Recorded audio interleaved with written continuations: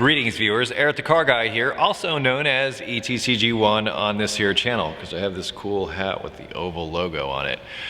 Here on ETCG1 we talk about stuff, we don't do repair videos. So if you're looking for those, head on down into the description. I will put a link to the Eric the Car Guy channel where you can go and watch all the repair videos you like. However, if you wish to stick around and join in the conversation, I welcome it. Today's topic stemmed from a conversation that I had with my head forum person, Paul Krosick, also known as College Man. We meet once a week and talk about the goings-on over at the forum and amongst other things. And one of the topics that came up was recently he took his, I think 2006 or 2007 Nissan Altima into the dealership to have some minor service work or warranty work or something like that done. He does most of the work himself. Have something done, and I think it was like a day or so later, maybe not even that. He came home, opened the hood, went to move the hood prop, and found this. And what that is the hood prop is taped up against the hood because apparently the plastic clip that holds it there was broken. Now, this is something working as a technician you run into. And you know, if you're working at home and you break something, hey, it's you, it's your fault. You know, you got to deal with it. But if you're being employed or paid to work on somebody's vehicle and you break something, and this does happen, happens all the time as a matter of fact, when this happens, what do? In this particular case, I very much disagree with how the technician or whomever broke this dealt with this, which was to tape it up and not say a word about it. I'm going to say no, this is not the way we handle things. Take responsibility and say, you know, hey, I broke this, and let the customer know. They're not going to trust you in those situations if you don't say anything, if you try to hide it, if you try to sweep it under the rug, if you try to blame it on them. Oh, well, you were gone for a day. You could have opened it up and broke it and then just blamed us for it. That doesn't work. It doesn't work.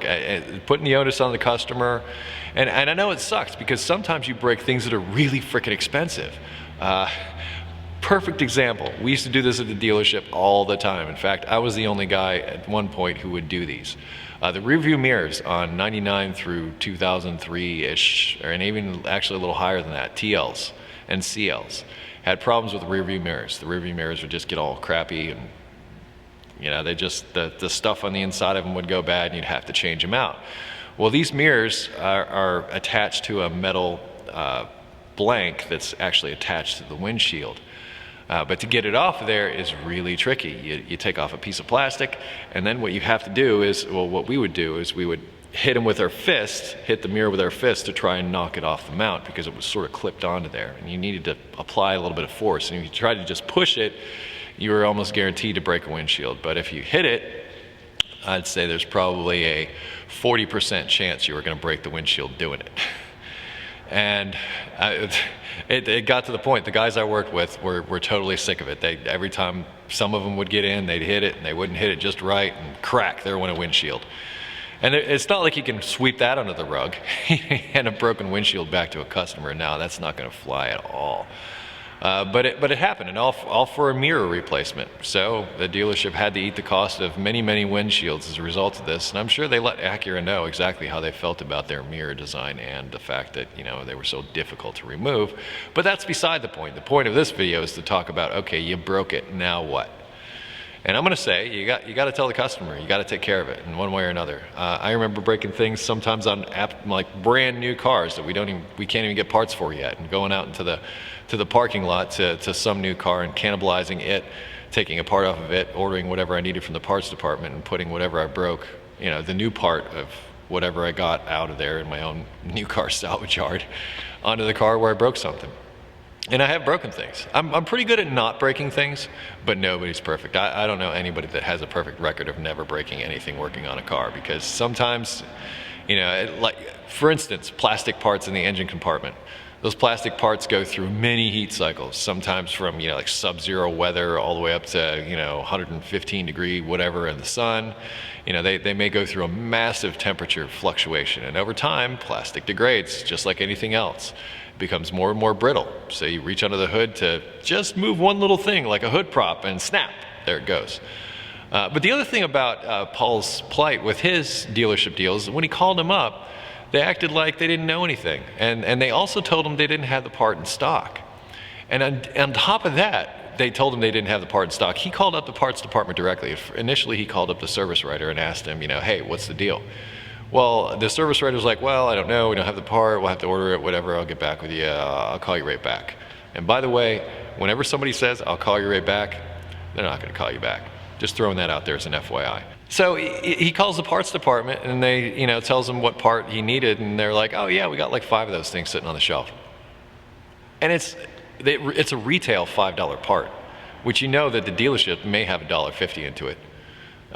And that's what kills me about the situation. It's something that could have been so easily remedied by just adding something onto a work order, clipping it back into place. The customer never would have known. Paul would never have had to deal with something like that. And it's situations like this that puts a bad name on our profession. People don't trust technicians and mechanics as it is, and it's because of these situations. You need to own up for these things. You got to represent us as a whole. Don't, like I said, try to sweep things under the rug, especially, that service writer. That service writer needs to be taken out in the town square and lashed for a bit for that type of behavior. I don't know why you're trying to cover up something like that that's so simple to take care of. What I was talking about earlier, those broken windshields, those are setting the dealership back, $200-300 a piece. Setting the dealership back that much. Who knows what retail would have been on something like that. But you get my point. I mean, there are varying degrees of things that you break and the kind of expense and stuff that happens.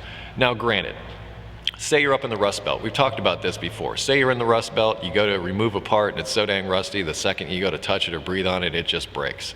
Well, then you have to negotiate with the customer about what you're dealing with. And if you've got experience with that vehicle or experience with that repair and you know that there's a potential to run into something that's going to be a problem, let them know ahead of time.